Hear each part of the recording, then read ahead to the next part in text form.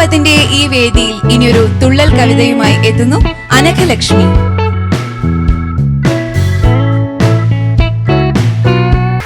അനഘലക്ഷ്മി ചേച്ചി, ഇന്ന് ഏത് ഭാഗമാണ് എടുത്തിരിക്കുന്നത് ചൊല്ലാൻ? ഞാൻ കുഞ്ചൻ നമ്പ്യാരുടെ സഭാപ്രവേശം. വളരെ നന്നായി. ആ തുള്ളൽ കവിതയുടെ എല്ലാം ആവാഹിച്ചെടുത്തുകൊണ്ട് നല്ലൊരു അവതരണം കാഴ്ചവെക്കാൻ സാധിക്കട്ടെ. നന്ദി ചേച്ചി.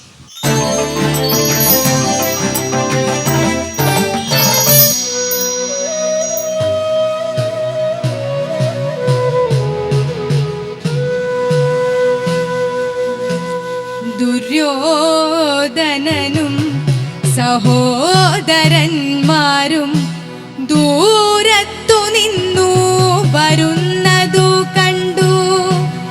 ദൂരത്തു നിന്നു വരുന്നതു കണ്ടു.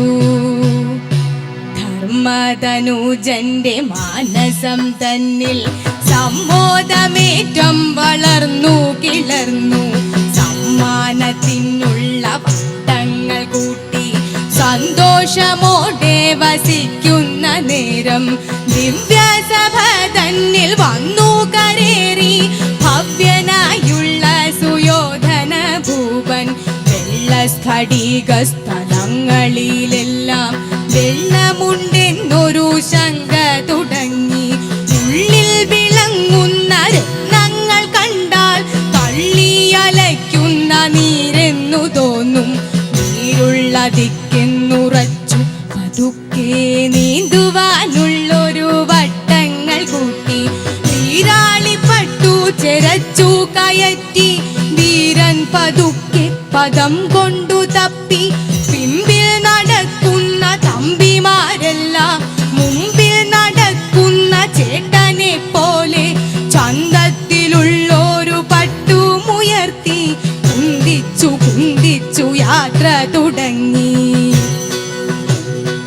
അപ്രദേശങ്ങൾ പതുക്കെ കടന്നോരഗ്രഭാഗത്തിങ്കൽ ചെന്നോരു നേരം പച്ച നിറമുള്ള രത്നങ്ങളാലെ മെച്ചത്തിൽ നന്നായി പഴുത്തു വിളങ്ങും നീരാഴമുള്ളൊരു നീരാഴി തന്റെ തീരത്തു ചെന്നു കയറി നരേന്ദ്രൻ. ജലമേന്തി നിൽക്കുന്നൊരാറ്റിന്റെ മധ്യേ ജലമില്ലെന്നുള്ളത്തിലോർത്തു പതുക്കെ നലമോടു പൊണ്ണൻ കുതിച്ചങ്ങു ചാടി.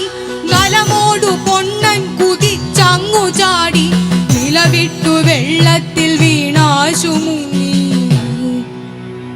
വെള്ളം കുടിച്ചും കിതച്ചും പതച്ചും ഉള്ളം ചൊടിച്ചും മുരുണ്ടും പിരണ്ടും തള്ളിയലച്ചും വിറച്ചും വിയച്ചും തള്ളിപ്പിടിച്ചും മറിഞ്ഞും തിരിഞ്ഞും പാരം വലഞ്ഞു പതുക്കെ പതുക്കെ തീരമണഞ്ഞൊരു ദിക്കിൽ കരേറി. കണ്ടു വസിക്കും മൃഗോദരനപ്പോൾ രണ്ടു കരങ്ങളും പൊട്ടിച്ചിരിച്ചു. പണ്ടു നീ നമ്മെ കയർ കൊണ്ടു കെട്ടി കൊണ്ടു കയത്തിൽ പിടിച്ചു മറിച്ചു. അങ്ങനെ ചെയ്തൊരു ദുര്യോധന, അങ്ങനെ ചെയ്തൊരു ദുര്യോധന, നീ ഇങ്ങനെ വെള്ളത്തിൽ മുങ്ങിടവേണം. തങ്ങൾ ചെയ്തിടും ദുരാചാരമെല്ലാം തങ്ങൾക്കു തന്നെ ഭവിച്ചിടുമല്ലോ.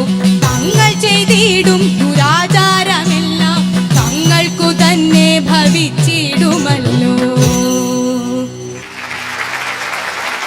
അനഘലക്ഷ്മി ചേച്ചി, കേട്ടുമറന്ന് അല്ലെങ്കിൽ സ്കൂൾ ക്ലാസ്സുകളിലൊക്കെ പഠിച്ചിട്ടുള്ള ഒരു തുള്ളൽ കവിത അല്ലെ? അപ്പം ഈ തുള്ളൽ കവിത എങ്ങനെ ചൊല്ലി എന്ന് നമുക്ക് ചോദിക്കാം. ലക്ഷ്മൺ സർ. അനഘലക്ഷ്മി, അതിമനോഹരമായിട്ട് കുഞ്ചന്റെ ഈ സഭാപ്രവേശ കഥ വളരെ ചമൽക്കാരങ്ങളോടുകൂടി സരസമായി അഭിനയിച്ച് ദുര്യോധനൻ വീണതൊക്കെ കണ്ടു ഞങ്ങൾ. എത്ര മനോഹരമായിട്ട് ചെയ്തു.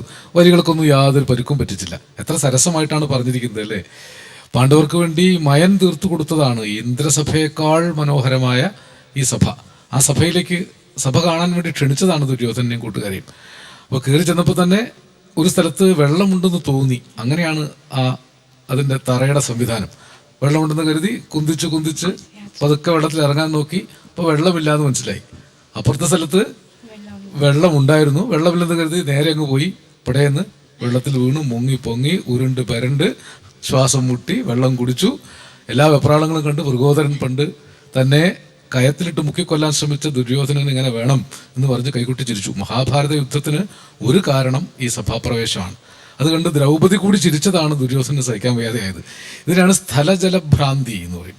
സ്ഥലം കണ്ട് ജലമാണെന്ന് വിചാരിക്കുക, ജലം കണ്ട് സ്ഥലമാണെന്ന് വിചാരിക്കുക. അതിൻ്റെ സ്ഥലജലഭ്രാന്തിയൊക്കെ നന്നായിട്ട് വളരെ തന്മയത്വത്തോടു കൂടി അനഘലക്ഷ്മി അവതരിപ്പിച്ചു. അഭിനന്ദനം.